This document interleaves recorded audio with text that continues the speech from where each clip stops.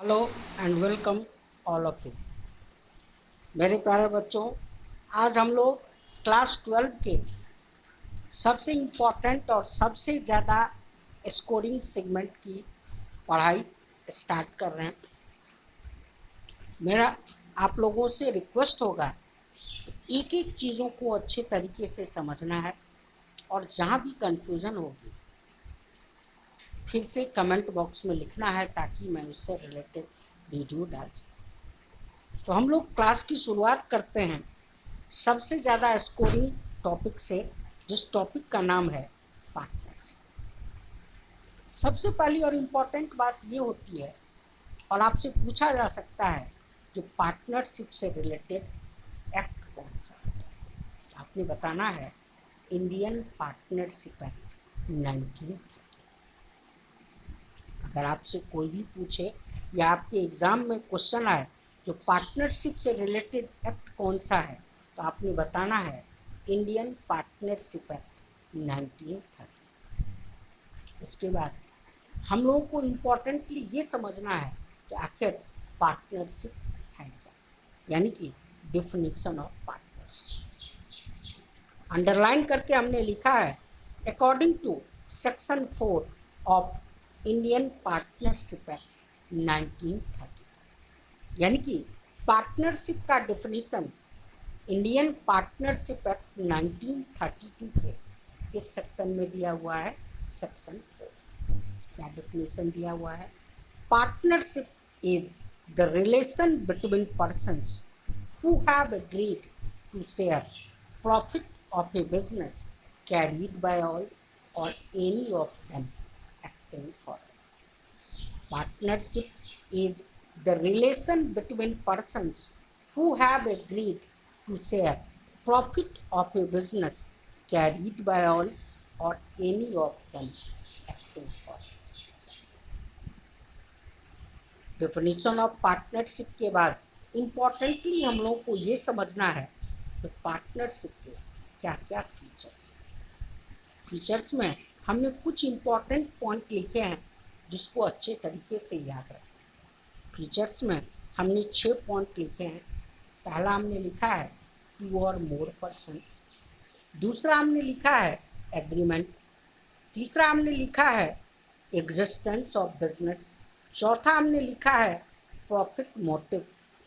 पांचवा हमने लिखा है कॉमन एंड लीगल ऑब्जेक्ट। और छठा हमने लिखा है रिलेशनशिप ऑफ प्रिंसिपल एंड। हमने बोला पार्टनरशिप का डेफिनेशन क्या है, कहाँ दिया हुआ है? पार्टनरशिप का डेफिनेशन दिया हुआ है section 4 of Indian partnership act 1930। क्या डेफिनेशन दिया हुआ है? Partnership is the relation between persons who have agreed to share profit of a business carried by all or any of them acting for it. Features of partnership क्या क्या हैं? 2 or more persons, agreement, existence of business, profit motive, common and legal object और relationship of principal and। इसमें जो सबसे पहला point है 2 और मोर पर्सन्स, इससे रिलेटेड मल्टीपल टाइम क्वेश्चन आए, इसको वेरी वेरी इंपॉर्टेंट कर लीजिएगा। 2 और मोर पर्सन्स मतलब मिनिमम कितने, मैक्सिमम कितने? Maximum number of partners partnership business में कितने होंगे, ये बात पार्टनरशिप एक्ट में नहीं लिखा। कहाँ लिखा गया है? Section 464 of Indian companies act 2000। और मैक्सिमम नंबर ऑफ पार्टनर्स कितने हो सकते हैं, तो याद रखना है जो पार्टनरशिप में कम से कम कितने लोग होते हैं? 2 और ज़्यादा से ज़्यादा 50। सेकेंड फीचर है एग्रीमेंट। इससे भी रिलेटेड क्वेश्चन आया है जो why agreement is needed. Simple answer लिखना है agreement is needed to avoid disputes in भविष्य में पार्टनर के बीच कोई विवाद ना हो, इसीलिए उनके बीच क्या होना जरूरी है? थर्ड है एग्जिस्टेंस ऑफ बिजनेस, मतलब बिजनेस का होना जरूरी है। फोर्थ है प्रॉफिट मोटिव, मतलब पार्टनरशिप में बिजनेस करने का मुख्य उद्देश्य क्या होना चाहिए? लाभ। नेक्स्ट है कॉमन एंड लीगल ऑब्जेक्ट, मतलब पार्टनरशिप में जितने भी पार्टनर हैं उनका बिजनेस करने का उद्देश्य एक और लीगल। लास्ट में एक फीचर लिखा है relationship of principal and agent, मतलब पार्टनरशिप में जितने भी पार्टनर होते हैं वो मालिक भी होते हैं और लोग। इस पेज की बातों को अगर आप लोगों ने समझ लिया तो हम चलते हैं अगले पेज के, और अगले पेज की बातों को अच्छे तरीके से समझते हैं। हमने हेडिंग दिया है राइट्स ऑफ ए पार्टनर, मतलब एक पार्टनर को क्या क्या अधिकार मिलते हैं। हमने कुछ इंपॉर्टेंट पॉइंट लिखे हैं, आप 2-3 पॉइंट भी याद रखिएगा तो आपका काम चल जाएगा। पहला हमने लिखा है राइट टू शेयर प्रॉफिट और लॉस, दूसरा हमने लिखा है right to take part in the conduct of the business, तीसरा हमने लिखा है right to inspect and have a copy of the books of accounts, चौथा हमने लिखा है right to disallow the admission of a new partner, और पांचवा हमने लिखा है right to be the joint owner of the partnership. इसके बाद वेरी वेरी इंपॉर्टेंट करके हेडिंग देना है लिमिटेड लायबिलिटी पार्टनरशिप यानी कि एलएलपी। सबसे पहली और इम्पॉर्टेंट बात यह है कि इससे रिलेटेड क्वेश्चंस मल्टीपल टाइम्स आए। एलएलपी है क्या, लिमिटेड लायबिलिटी पार्टनरशिप क्या है? हमने लिखा है it's came into existence with the enactment of limited liability partnership act 2000, ये अस्तित्व में आया, यानी कि एलएलपी की बात होनी शुरू हुई, एलएलपी के बारे में लोग समझने लगे। एलएलपी की शुरुआत हुई कब? जब लिमिटेड लायबिलिटी पार्टनरशिप एक्ट आया, और ये एक्ट कब आया? 2000। अब इम्पोर्टेंट बात ये होती है जो एलएलपी का क्या डेफिनेशन है।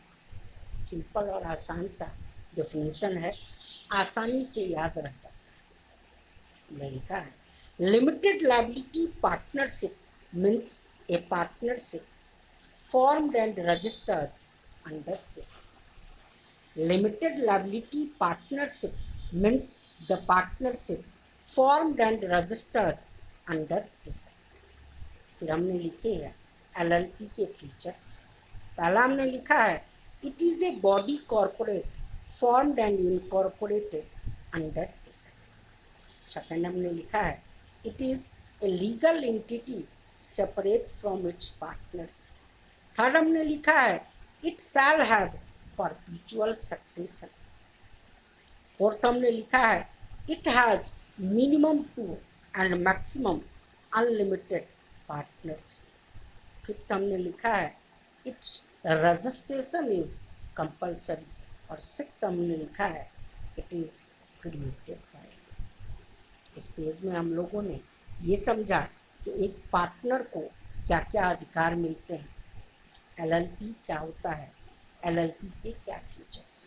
जस्ट एक बार हम लोग रिवाइज कर ले। राइट्स ऑफ ए पार्टनर, पहला क्या है?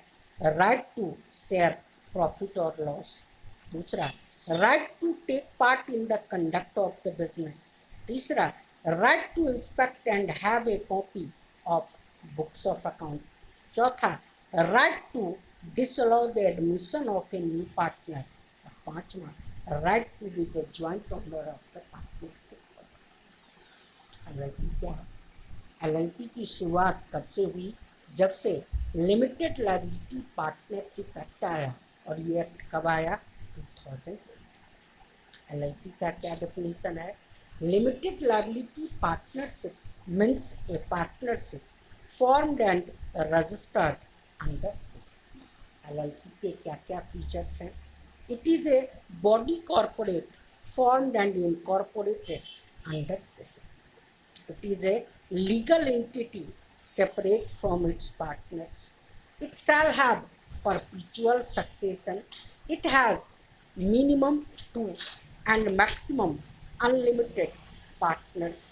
फोर्थ क्या है? Its registration is compulsory. और फिफ्थ क्या है? It is created by. ये चीज़ों को समझने के बाद अब हम इम्पोर्टेंटली ये समझेंगे कि आखिर मीनिंग ऑफ पार्टनरशिप।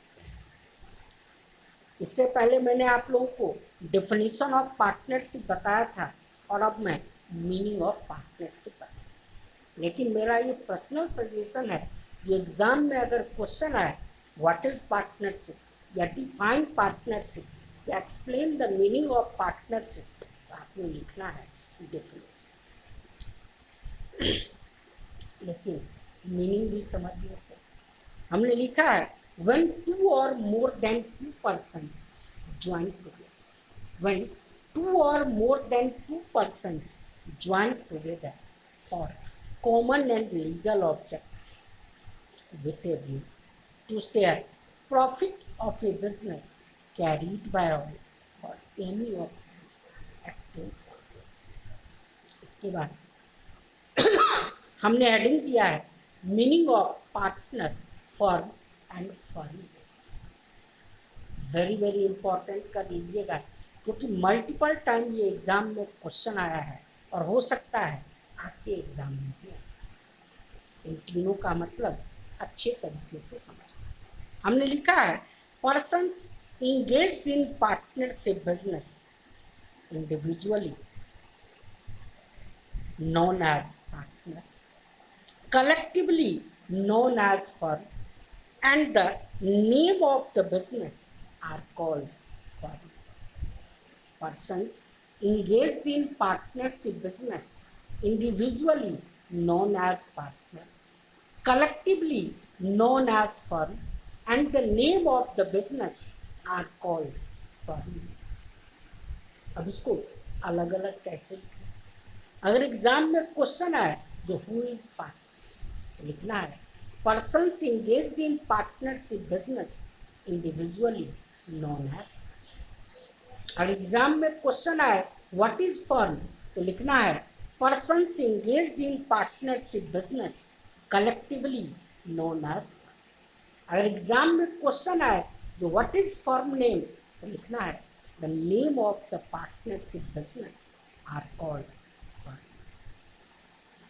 इस सेगमेंट में अगले वीडियो में हम लोग आगे ये डिस्कस करेंगे कि पार्टनरशिप डील क्या है और उससे आगे की चीज़। आप लोगों को रिक्वेस्ट है वीडियो को ज़्यादा से ज़्यादा लाइक शेयर और कमेंट कीजिए ताकि नेक्स्ट वीडियो में हम अपनी कमी को इम्प्रूव कर सकें। धन्यवाद।